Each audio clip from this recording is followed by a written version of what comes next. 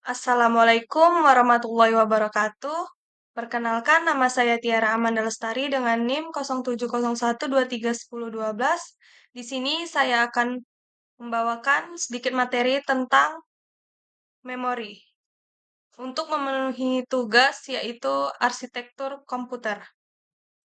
Langsung saja, pengertian dari arsikom.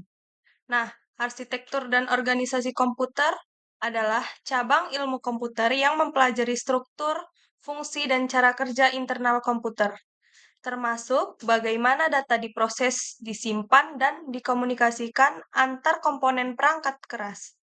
Dalam arsikom dibahas dua aspek utama, arsitektur komputer yang berfokus pada konsep dan desain sistem yang terlihat oleh pemrogram atau seperti set instruksi dan register. Nah, serta organisasi komputer yang membahas implementasi fisik dari komponen-komponen tersebut, seperti CPU, memori, dan sistem input-output. Pemahaman arsikom penting untuk mengetahui cara kerja dasar komputer dan meningkatkan efisiensi dalam pengembangan perangkat lunak maupun perangkat keras. Langsung saja ke materinya, yaitu pengertian memori.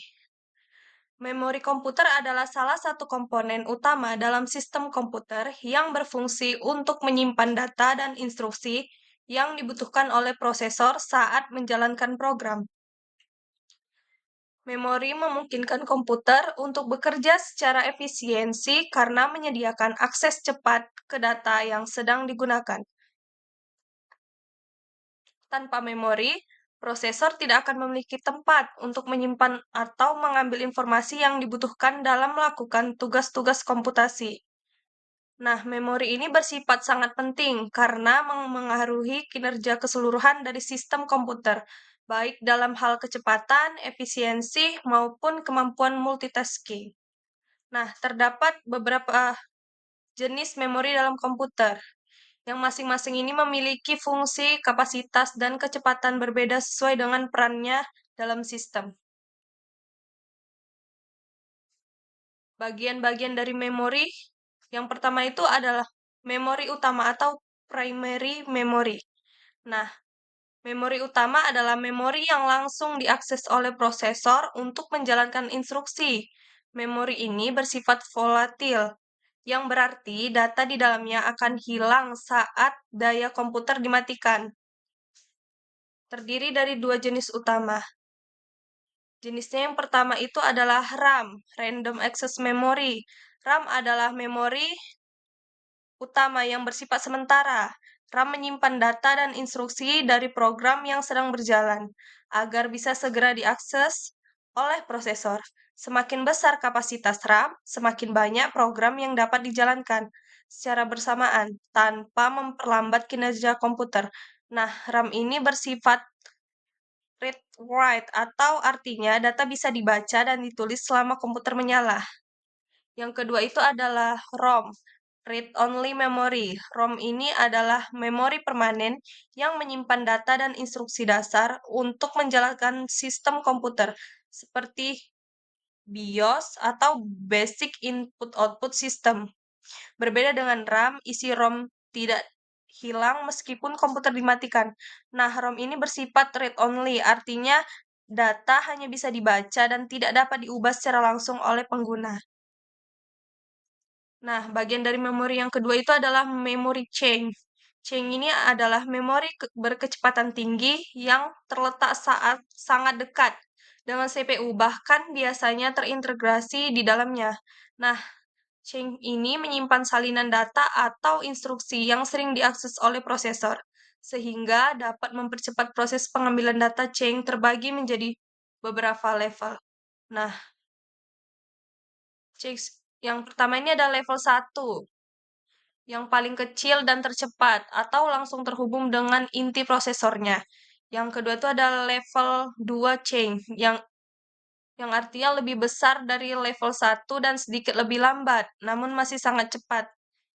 Nah, yang level 3 change-nya itu bersifat shared antar inti prosesor. Kapasitasnya lebih tinggi atau lebih besar, namun kecepatannya di bawah level 2.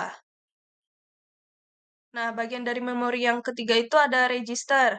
Register adalah jenis memori tercepat dalam komputer.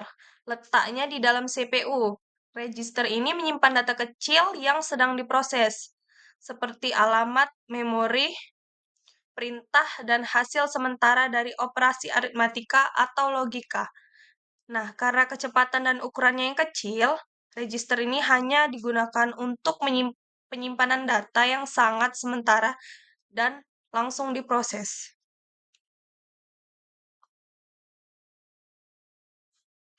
Bagian dari memori komputer yang keempat itu ada memori sekunder atau secondary memory. Nah, memori sekunder ini adalah media penyimpanan permanen yang digunakan untuk menyimpan data dan program dalam jangka panjang. Berbeda dengan memori utama, memori sekunder tidak bersifat volatil. Artinya, data tetap tersimpan walaupun komputer dimatikan. Contohnya meliputi hard disk drive atau HDD, menggunakan piringan magnetik untuk menyimpan data kapasitas besar namun kecepatannya relatif lambat. Nah, yang kedua itu ada solid state drive atau SSD. Nah, ini menggunakan chip flash untuk menyimpan data lebih cepat dan tahan guncangan dibanding HDD tadi. Nah, yang ketiga itu ada optical drive atau CD atau DVD. Nah, ini digunakan untuk membaca atau menulis data ke media optik. Nah, yang terakhir itu ada USB flash drive dan memory card. Ini fungsinya media penyimpanan portable yang fleksibel dan praktis.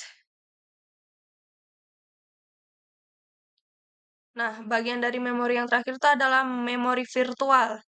Memori virtual adalah teknik yang digunakan sistem operasi untuk memperluas kapasitas RAM dengan memanfaatkan sebagian ruangan dari hard disk sebagai penyimpanan sementara.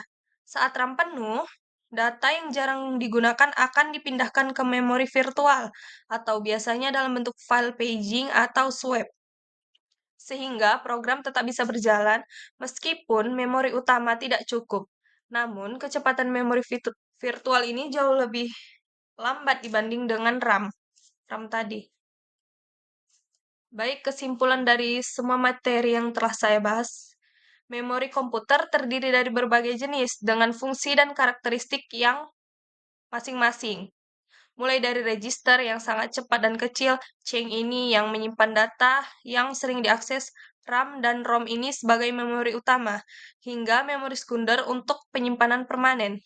Semakin cepat dan besar kapasitas memori yang dimiliki komputer, semakin tinggi pula kinerja pemahaman tentang bagian-bagian memori. Sangat penting. Mungkin itu saja yang dapat saya sampaikan. Lebih dan kurangnya saya mohon maaf. Saya sudahi. Wassalamualaikum warahmatullahi wabarakatuh.